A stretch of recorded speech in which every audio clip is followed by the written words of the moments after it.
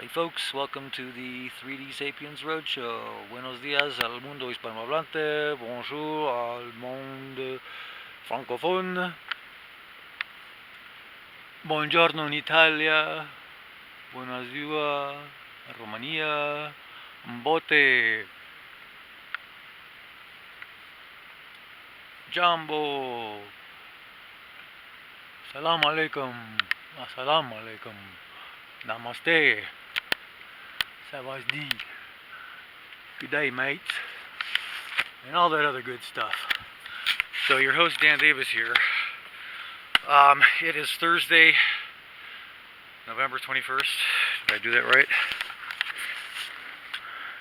So on Sunday, November the 17th, about 3 p.m., I was out scouting around for a sharing site, a new sharing site at my new campsite here, and I had my first Bigfoot sighting. I waited until now to make sure there was no doubt whatsoever what I'd seen, how I'd seen it, and all that other stuff, and what exactly I wanted to say about this. But I'm not really surprised. In some ways, I'm surprised it took this long. But so I'm going to walk and talk just to kind of save space. So I had noticed, by the way, a trail here going up. Part of this I did because this goes up to the sharing site, which is over there. I was originally going to put it here. I wanted a sapling that I could decorate as a Christmas tree. But when I saw how quiet it is here, or heard how quiet it was here, I realized that anything they touched there, like at night, I could hear. So I thought, well, let me get farther away. So I started scouting here. I'd put some apples, I don't know, the second night I was here, I put some apples here, which they hadn't touched for a while. See this? Okay, this has been smashed down, but there's nothing to indicate any kind of animal that would have smashed that down, except quiet. Notice if you know where to walk, and you have little saplings or little symbols on the ground, and you know where exactly to put your feet, you can walk through all this mess very quietly. Anyway, so I was scouting around here Sunday afternoon. I got over, I made it, so here we go. This is the highway right here. See, there's like hardly anything. You can walk really fast. And by the way, there's one of those mounds, which, I don't know, might need to be investigated. I've also noticed this has happened too many times now. I've seen things like saplings pushed over and logs arranged just the way I do it. And if you've seen like in my other shows about landscaping a campsite and whatever, exactly the way I do boundaries with logs and stuff, I've seen this happen all over the place now. And I'm seeing this kind of thing, where two things come together at an angle of about 120, 60, 180, something like, somewhere in that range. Okay, so Sunday I was up here scouting around, and this morning, this helped me find it again. Check this out. Ah, there it is right there. See this pine cone? Number one, I don't recall that being like that, but it had been on the ground. You could see where it was dry there, and got lifted up. And sit on that branch. See, if that had fallen, there's no way that would have stayed like that. And again, these symbols thing on the ground. Bears could have done that. But so I was right about here, and this helped me find it. Maybe they're commemorating the event too, because this morning I was looking around here, trying to figure out where exactly I'd been when I saw what I saw.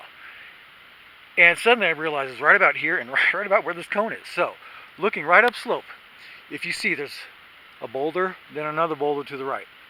And then there's about 10 feet, there's a tree and then foliage. I saw go from behind that rock, the second rock, cross over and then disappear into the foliage.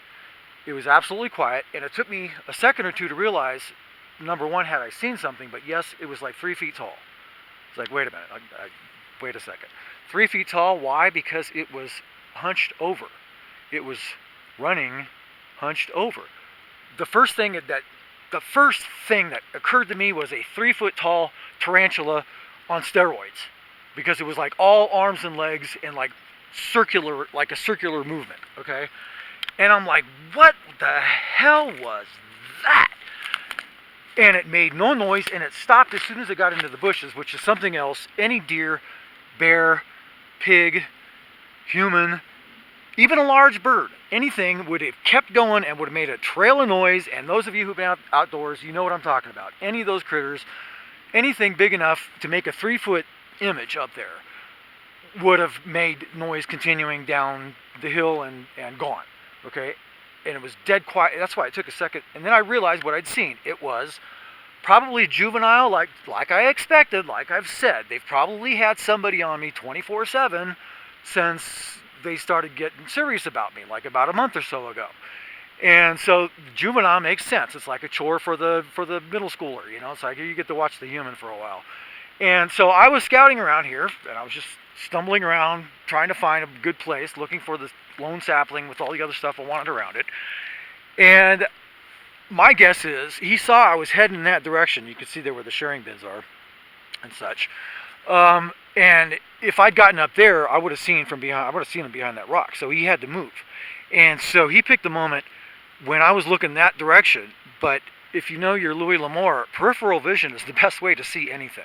So if I was looking that way, that was in my peripheral vision, and the movement caught my eye, and I moved over and just saw it go whoosh, into the bushes. And then dead quiet. And I'm like, it took a second or two to realize what I'd seen. And then I called out, "Hey, Bigfoot, is that you? What's up?" You know, something like, I can't remember what exactly I said. And then I continued looking for my site, and it's just taken a while for this to sink in. It's like, hold on. Like the next day I woke up, and things started, it's like, you know, like normal. It's like, wait a minute. I just saw a Bigfoot yesterday. Holy crap. And it was nothing like I expected. Okay, I was always expecting, you know, they'd get closer, and suddenly, you know, one day somebody pop their head up for a few seconds and see if I freaked out. Something like that. I did not expect this at all. I did not expect the juvenile either, which is kind of, I find this kind of cosmic sense of humor and everything else. Because number one, the way I miss my kids, all of them, Shinu kontia sa unde jest, sa Aichensua, sa Romania, sa Orunde, Dragimei. It doesn't matter. I love my kids and I miss them, and so the fact that it was a juvenile, that gets me. And the other thing, as a teacher, I mean, right, 25 years credential math and Spanish teacher, and it's like the juvenile running from me just like my students. Watch out, it's the math teacher! Run, or he'll give you like real valued functions homework! Or something like that, you know, I don't know. So it was just totally appropriate in a cosmic sense that it wasn't the way I'd imagined it, you know, just somebody popping up their head. But it's happened, folks, and the signs are all squatchy, I believe is the term. This place is so squatchy. I am like parked in the middle of another Times Square kind of a thing. There's trails crisscrossing right through there, one being stomped down. There's one I helped them with because the shortest route up to the sharing site runs right through here, right here. You can see it getting pounded down. Okay, that's not just me, because I go up there once a day, maybe. This whole thing's getting pounded down. That's what happens when you put a large creature that doesn't chew it up, like a horse or a deer or whatever. It just gets pounded into the dirt. So the stuff on top gets pounded down, and the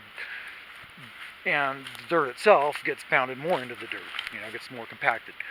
So anyway, and their trail, because they're always sneaky, once they get into the clear, it'll be pretty straight and pretty clear, and they can go fast. I think this is one of the reasons they can escape from anybody trying to follow them. Their approach to where humans are is always a labyrinth like this. See how I went? It becomes this little labyrinth that they go through. But then once they get past this initial wall of stuff, then they can go more straight.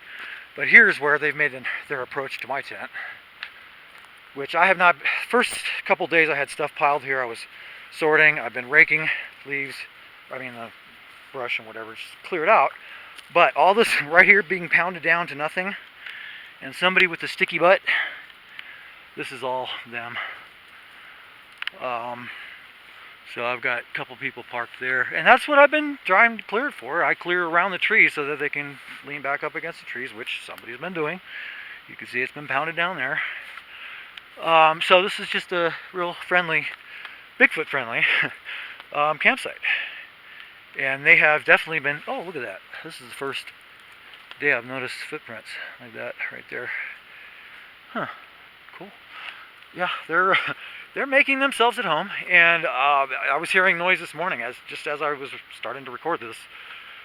One over there, and I think one up there. My guess is, I don't know about now. They probably, when they saw me walking around, they probably took off. But my guess is when I started recording this a few minutes ago, there was 2 Bigfoots within 100 yards of me. That's how squatchy it is. So anyway. So, first Bigfoot sighting, Sunday, November 17th, 2019, at least for me. And it just pretty much confirms everything. I'm not really surprised. I mean, in a way, I'm blown away, but I'm also not really surprised. So, stay tuned, because I only expected to get better.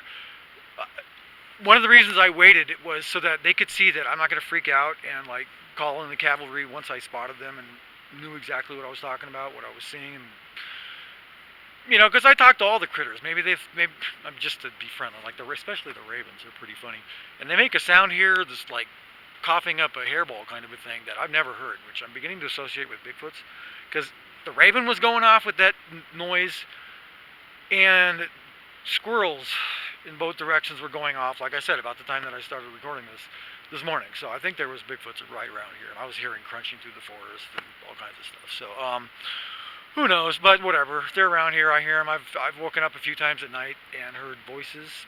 Yes, they speak. Mostly sounds like women's voices, but I don't know if that's just women speaking or if that's just the way they sound. Their use of pine cones is unique. I did a whole special episode on that, which I'll be putting on now. I've got about, I don't know, 10, 20 different shows already banked, but this news obviously had to surpass all that. So, enough for now. I'm going to cover all the other details and whatever about the campsite and whatnot as I have time and so on. But no doubt, folks, there is absolutely no doubt, and the fact that I'm still alive and with signs right next to my tent is good. So I think they're just really gentle creatures, like Diane Fossey found with the gorillas in Africa. They're not the evil monsters that they've been painted to be. Missouri Monster and all that? Come on, man. No, the poor guys, they've been, can you imagine, centuries of that kind of attitude towards these guys? Poor guys. Anyway, I'm going to sign off because, wow, I'm going to go get this on the internet. I think it's time for the world to find out. Yes, this is indeed Sasquatch City, and they're here, and they're cool. As long as you're cool, so be cool. Adios, folks. Thanks for tuning in.